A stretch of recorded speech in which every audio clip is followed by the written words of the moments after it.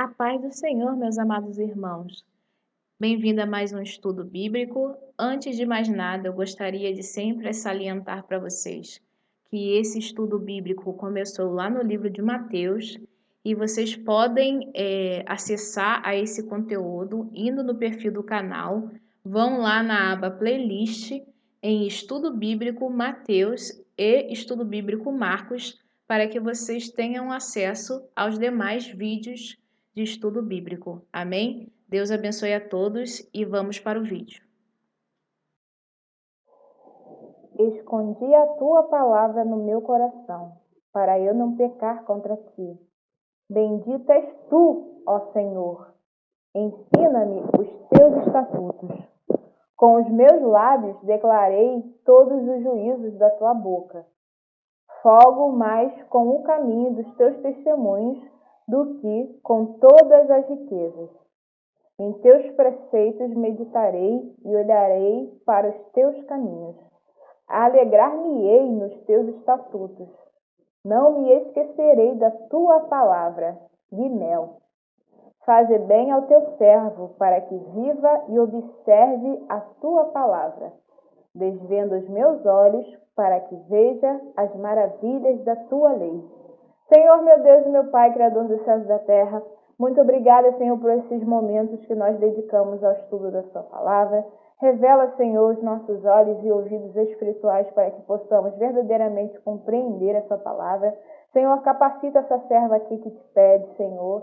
Capacita cada dia mais com sabedoria e discernimento para que eu possa estar transmitindo a sua palavra, Senhor. Permita, Senhor, que nós venhamos em comunhão contigo nesses momentos, aprendermos mais e mais de ti, da tua sabedoria. E que toda a honra e toda a glória sejam dados a ti, Senhor. Que aceita, Senhor, a nossa oração, aceita, Senhor, o nosso louvor, aceita, Senhor, esses momentos, esses minutos, horas que a gente está dedicando, Senhor, para a sua palavra. E que toda a honra e toda a glória seja dada a ti. E muito obrigada por tudo, meu Deus. Amém. A paz do Senhor, meus amados irmãos, tudo bem com vocês? No vídeo de hoje nós vamos ver o estudo em Marcos, capítulo 2, dos versículos de 18 a 22. Vamos falar acerca do jejum. Amém?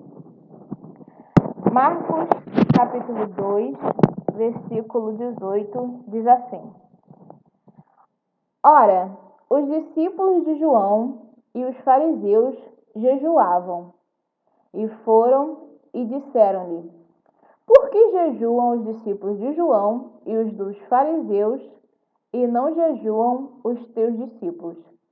Então, vamos ver aqui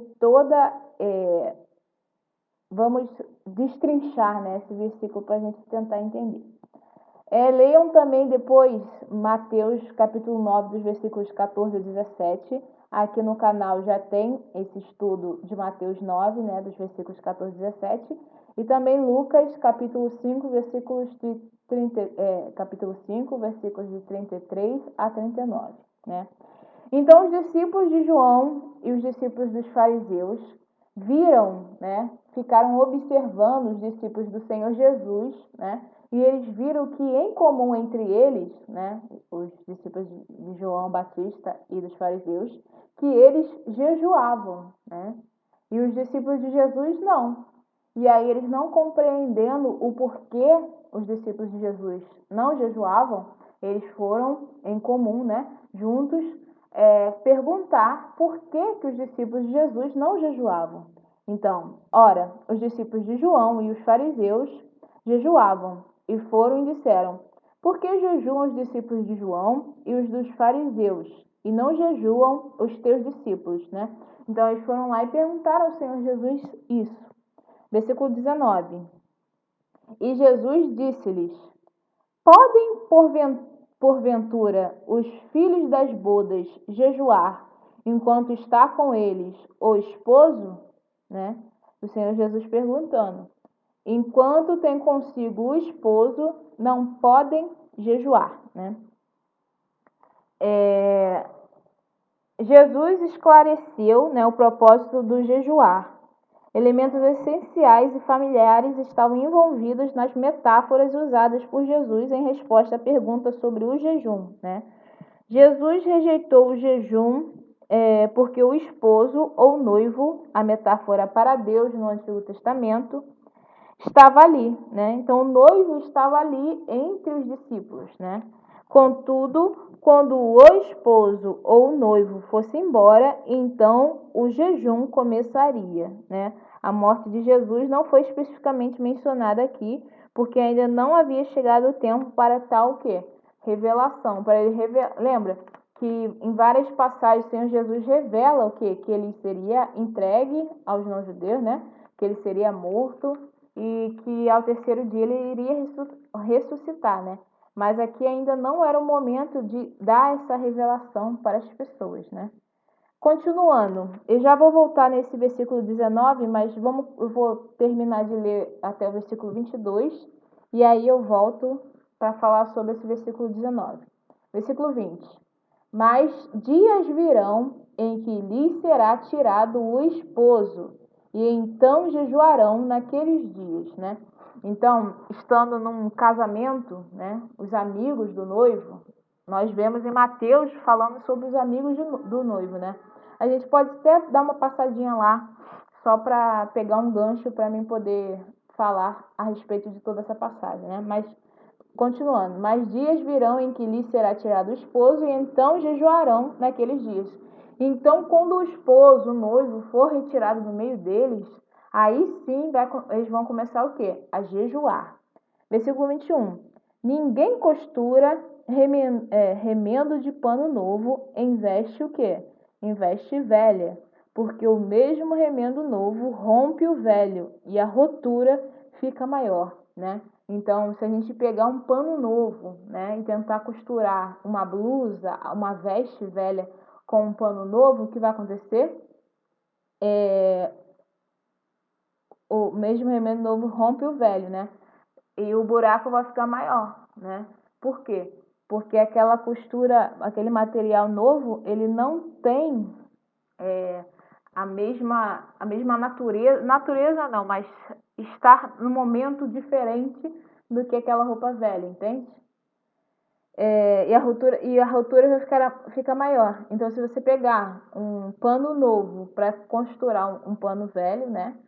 Vai acontecer de rasgar e o buraco ficar maior do que antes. Versículo 22. E ninguém põe vinho novo em odres velhos. Do contrário, o vinho novo rompe os odres, e entorna-se o vinho, e os odres estragam-se. O vinho novo deve ser posto em odres novos. As metáforas do pano, bem como a do vinho e odres, ponderavam sobre a nova era que já chegara, um período em que a lei mosaica não seria o quê? Suficiente, né? Vamos aqui aos pouquinhos, eu vou com vocês em Mateus, mas só vamos dar uma olhada nesse odres velhos e odres novos. Amados, eu por muito tempo pensando nessa passagem, me vinha à cabeça a imagem específica de um pote, né? Um odre, uma vasilha onde se depositava o vinho. E vinho é um elemento fermentado, né? Podemos dizer assim, que vinho é algo que tem uma fermentação. E através dessa fermentação, talvez pode haver uma corrosão das paredes dessa vasilha. E vamos imaginar, uma vasilha nova, né, sofre uma certa corrosão. E aos poucos, aquela parede vai o quê? Enfraquecendo. Só que aquela vasilha nova, ela suporta aquele vinho que foi colocado nela, ela sofre essa transformação e ela suporta aquele vinho, né, até um certo ponto. Mas depois que é tirado aquele vinho velho e você coloca novo, aquela parede que já tá velha, já tá gasta, já suportou tudo que ela tinha para suportar, o que acontece? Ela rompe. Por quê? Porque ela não suporta mais fazer o mesmo elemento que antes, entendeu? Ela já cumpriu o papel dela, né? Aquele odre que foi uma vez novo e agora é velho, ele já cumpriu o seu papel. o tempo que ele era para ser cumprido, né? A função que ele tinha para ser exercida, ele exerceu, né? E se você quisesse botar um novo vinho sobre ele, ele não ia suportar. E o que ia acontecer? Ele ia quebrar, né? Ia se perder o odre e o vinho, né? Aqui nós vimos nessa anotação que fala aqui, né? Que os vinhos e odres ponderavam sobre a nova era que chegava, um período que a lei mosaica não era suficiente. Por que, amados? Vamos ver. Acerca do pecado, no Antigo Testamento, sempre que uma pessoa, por assim dizer, vamos falar no núcleo individual, né? Qual é o núcleo individual? A pessoa que estava escrava do pecado. Essa pessoa que era escrava do pecado, embaixo e se sujeitava embaixo da lei de Moisés, o que ela fazia? Ela, por diversas vezes, né, oferecia sacrifícios de animais, né, através dos sacerdotes. Os sacerdotes ofereciam sacrifícios de animais em favor do perdão dos pecados do quê? Daquela pessoa ou do povo, né? E isso repetidas vezes, né? Não foi apenas um sacrifício. Repetidas vezes, eles o quê? Eles ofereciam sacrifício. Por quê? Porque na sua natureza humana pecaminosa, eles continuavam ao quê? A pecar. E nós, a mesma coisa, né? Nós, como seres humanos, nós continuamos a pecar, infelizmente, né? Mas isso não é uma desculpa para nós deliberadamente ficarmos pecando, né? Não, mas é no sentido de que a gente acaba pecando no pensar, no agir, no falar, de repente, né? Continuando, amados. Então, essa pessoa continua a pecar. Então, a lei de Moisés, né? A lei de Deus entregue através do profeta, né? Através de Moisés, né? Ela teve um tempo para ser utilizada, né? Só que chegou um novo tempo através de Jesus em que aquela lei de Moisés já não era mais o suficiente, né? Por quê? Porque aquela lei as pessoas faziam aqueles ritos, mas continuavam o quê? Pecando. Então aquela lei não era o suficiente para trazer o quê? A salvação para aquelas pessoas. E através do Senhor Jesus veio uma nova aliança através do quê? Do sangue de Jesus. Por quê? Sem derramamento de sangue não há remissão dos pecados. Então, através do sangue de Jesus, né, nós temos uma nova aliança com Deus, né, em que, através desse sacrifício perfeito, o Senhor Jesus não tinha nenhum pecado, não tinha defeitos, né, e ele se ofereceu em sacrifício por nós, pela humanidade. Então, através do Senhor Jesus, hoje a gente não precisa mais fazer que nem no Antigo Testamento, em o que? Oferecer o que? Novos sacrifícios, né? Então, nós fazemos parte de uma nova aliança com Deus, através de Jesus Cristo. Então, se pegarmos coisas do velho homem, da antiguidade, por assim, do Antigo Testamento, né? Não cabe em nós mais isso, entende? Então é como se a gente fosse pegar uma roupa nova e tentar colocar numa roupa velha. É como pegar um vinho novo e colocar em odres velhos. Nós, através do Senhor Jesus, né, somos uma nova criatura, né? Então a gente não tem que ter um pé em Jesus e um pé no Antigo Testamento, um pé em Jesus e um pé no mundo, entende? Então, se verdadeiramente entregamos nossa vida ao Senhor Jesus, nós temos uma nova vida a viver para Deus, né? E com os ensinamentos do nosso Senhor Jesus. Então, nós não podemos pegar um pouquinho de Jesus e tentar remendar naquele velho homem, né? Vou falar, eu sou cristão, mas eu fico vivendo da mesma forma como eu vivia antes de aceitar Jesus, entende? Então não tem como, se você pegar o vinho novo que você recebeu de Jesus e tentar colocar na sua natureza pecaminosa, daquela vida que você levava, de desobediência a Deus, de entrega às paixões do mundo, né? Aos desejos da carne, e você tentar pegar algo que você recebeu de Jesus naquele corpo, o que vai acontecer? Vai romper. Entende? Então nós devemos ser o quê? Verdadeiramente nova criatura. Colocar uma veste nova, vinho novo em odres novos, né? De acordo com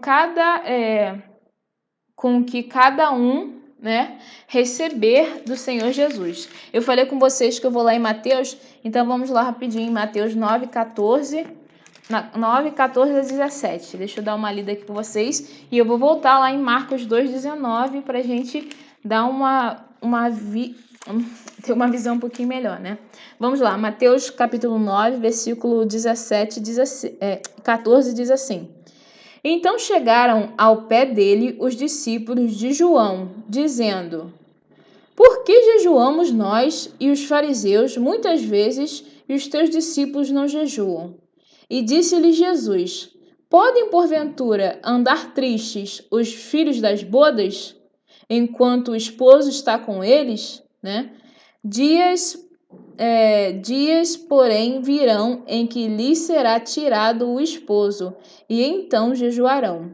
Ninguém deita remendo de pano novo em veste velha, porque semelhante remendo rompe a veste, e faz-se maior a rotura. Nem se deita vinho novo em odres velhos. Aliás, rompem-se os odres, e entorna-se o vinho, e os odres estragam-se, mas deita-se vinho novo em odres novos, e assim ambos se conservam. Amém, amados? Deixa eu pegar para vocês a tradução do Novo Testamento, nova tradução, Mateus 9, nova tradução na linguagem de hoje. Que eu falei para vocês que fala, acho que fala de amigos do noivo, se eu não me engano. Mateus 9, nova tradução na linguagem de hoje. Amém? Diz assim: Jesus respondeu: Vocês acham que os convidados de um casamento podem estar tristes enquanto o noivo está com eles? Claro que não, mas chegará o tempo em que o noivo será tirado do meio deles, então sim, eles vão jejuar. Amém? Então, novamente, aqui fala sobre os convidados do noivo, certo? Me perdi? Não. Tá, eu estava falando, né, sobre isso, sobre nós, numa nova natureza, colocarmos só as coisas dessa nova natureza, e através do Senhor Jesus nós temos uma nova aliança, né? E nessa nova aliança nós temos uma nova forma de vivermos, né, essa aliança com o Senhor. E o jejum instituído, né, vai ter o quê? Quando o noivo for retirado, o Senhor revelando, quando o noivo for retirado no meio dos convidados do noivo, né? Aí sim eles vão jejuar. E quando é isso? Quando o Senhor Jesus foi o quê? Entregue para ser morto, né? Entregue pelos judeus aos não-judeus para ser morto, né? Crucificado. Mas depois ele ressuscitou, né? E a partir disso, eles iam o quê? Quando o noivo fosse retirado do meio deles, aí sim eles iam jejuar. Marcos 2,19 diz assim: E Jesus disse-lhes: Podem porventura os filhos das bodas jejuar enquanto está com eles o esposo? Enquanto tem consigo o esposo, não podem jejuar. Então, ali naquele momento, eles não estavam compreendendo por que os discípulos dos fariseus e os discípulos de João Batista jejuavam, mas os discípulos de Jesus não. Por quê? Porque Jesus, o noivo da igreja, né, ele estava ali com os seus discípulos, né? Em carne. Os discípulos estavam o quê? Fisicamente em contato com o noivo, certo? Então ali eles poderiam o quê? Usufruir da presença do nosso Senhor Jesus, e como igreja, né? Como a igreja de Cristo, como a noiva. Então a noiva ali, os convidados para fazer parte do casamento, né, entre a igreja e o Senhor Jesus Cristo, né, eles estavam ali na presença do noivo, do nosso rei, né, do nosso Senhor. Mas depois que o Senhor foi retirado no meio do seu povo, né, da igreja, aí sim nós jejuamos. Então hoje nós jejuamos, né? Nós fazemos jejuns para o quê? Para nosso crescimento espiritual, né? Para algum propósito específico, Uma vez eu estava falando com a minha avó a respeito do jejum. E aí, como eu expliquei da maneira mais fácil para ela, eu falei que o jejum é uma forma que nós afligimos a nossa carne para que a gente tenha um crescimento espiritual. Como assim, né? A nossa carne milita contra o espírito. Quando fazemos jejum, né? Normalmente jejum de alimento, vamos ficar 12 horas sem consumir alimentos, vamos ficar 24 horas sem consumir alimento. Não sei, né? Depende. Então, durante esse tempo, a gente vai estar o quê? Não vai estar alimentando a carne, mas não é só só ficar sem comer. É também estar na presença de Deus, estar na palavra, estar louvando, estar buscando, usar essas horas que você está jejuando para o quê? Para pedir cada dia mais, a cada momento, né? Ficar pedindo ali em oração, ser mais cheio do Espírito, ser mais cheio da presença de Deus, né? Então, assim, a gente vai afligindo a nossa carne e crescendo o nosso espiritualmente falando, né? Então, esse é o jejum. Nós afligimos a nossa carne para que nós cresçamos espiritualmente, né? Foi mais ou menos assim que eu expliquei para minha avó, né? Mas tem vários sentidos, motivos para alguma pessoa fazer jejum, né? E é isso. Então, quando o Senhor Jesus, né, foi tirado, o noivo foi tirado do meio dos convidados do casamento, né, foi retirado, aí sim eles iam jejuar. Por quê? Quando a gente busca, né, aumentar o nosso espiritual, diminuir a nossa carne, que é pecaminosa, né? Quando a gente diminui a nossa carne e busca aumentar o lado espiritual, a gente se aproxima mais de quem? De Deus. Então, quando o noivo foi retirado do meio deles, qual a maneira de eles acessarem o noivo? É buscando, né? Espiritualmente falando. E hoje a gente pode buscar o nosso noivo, o Senhor Jesus, né?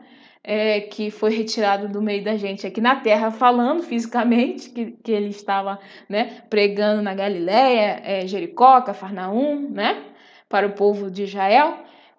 Hoje a gente pode buscar também. Como? Jejuando, fazendo como eu falei, buscando nos enriquecer mais espiritualmente, buscar mais ao nosso Senhor, né?